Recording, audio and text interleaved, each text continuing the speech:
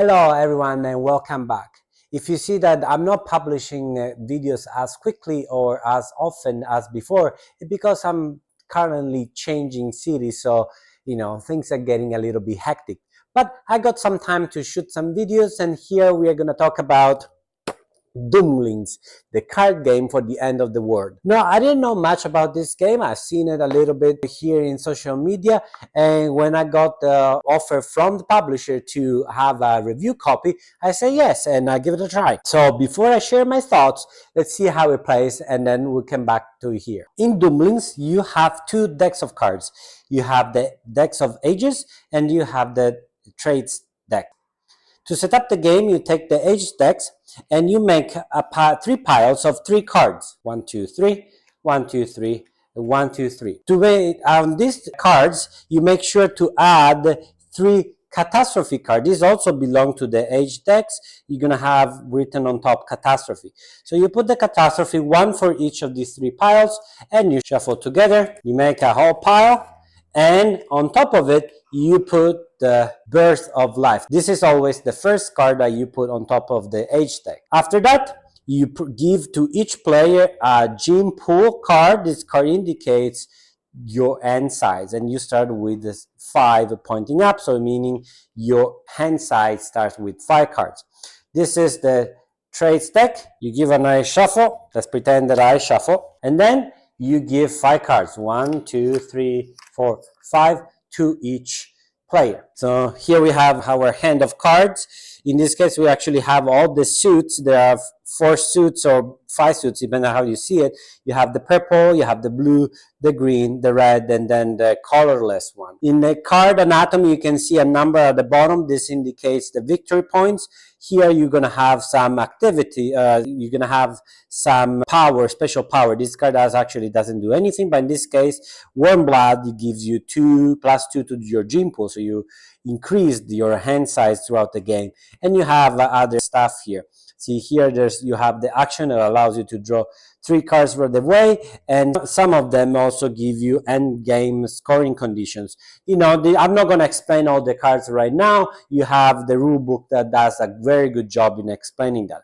How the game evolves. Well, during your turn, you have your hands of cards, and you decide to play one card in front of you. For example, I can decide to play this card in front of me that it says -1. At the end of the game, I'm going to score -1 point, but will increase my gene pool by 2. So from 5, now my end side is 7. And after you play one card, you need to bring back your gene pool to the corresponding number. So now I have 4 cards, my gene pool is 7, so I draw 3 cards to have a total of 7 cards. In this way, players goes around the table. When everyone has played one card, we flip the next age card, and then we resolve it. We usually have something that happens. In this case, as players cannot play blue traits.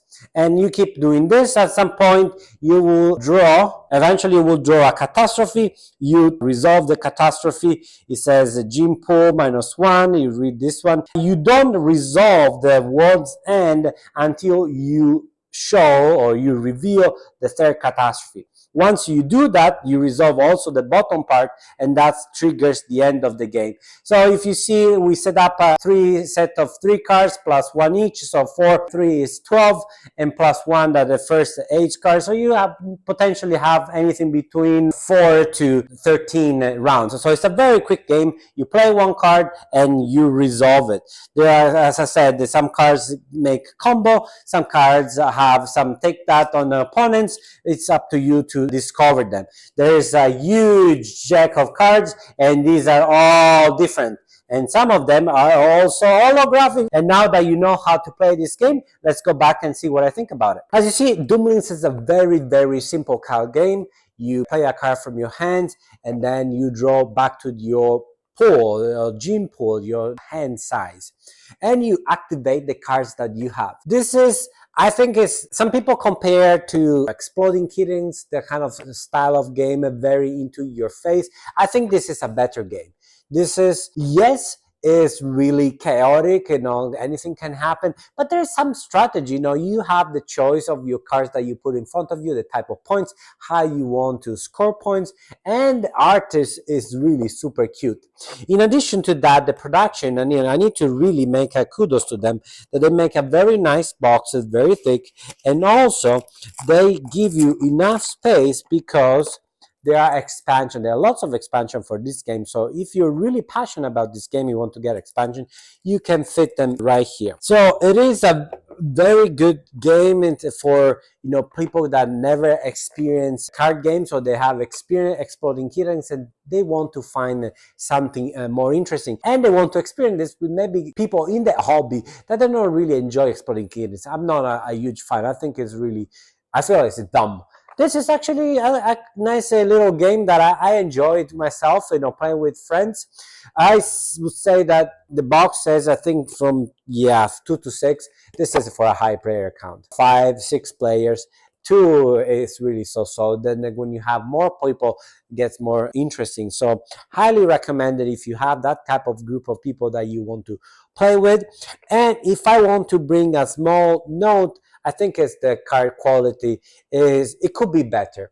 I'm not saying it's bad, it's just a little bit on the thin side, and I found a little bit difficult to shuffle. And for a card game, I think it's something that, on the long run, it may hurt. But overall, there's lots of content, there's lots of cute arts here. And so if you think you want to spend the end of the world with some laugh and with some card play with your best friends, then consider Doomlings. And if you made it so far, please don't forget to like, subscribe, and you know the drill. This is not your first YouTube video, am I right? Thank you very much, and see you next time. Ciao.